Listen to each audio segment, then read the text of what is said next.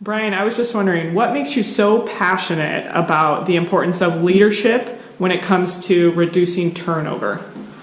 Well, I'll share a story with you. So this was in 2000 or so. So I was a young operations sergeant.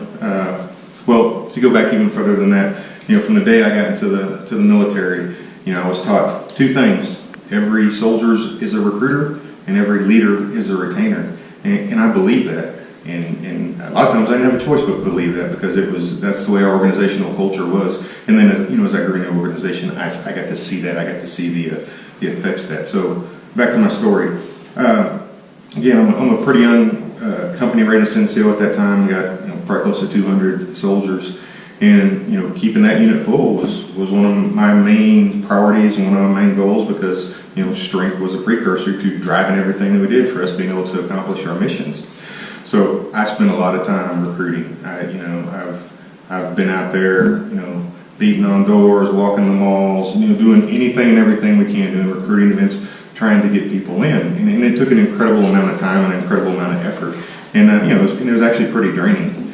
So it didn't take me long to figure out that, hey, once we got them in, keeping them is the most important part. So if I'm bringing in 10 a month, if I got 15 going out the back door, that's kind of a problem. And that's kind of the scenario that we had at that time. And I think a lot of people had that. They had problems getting them into the organization, but they have problems keeping them.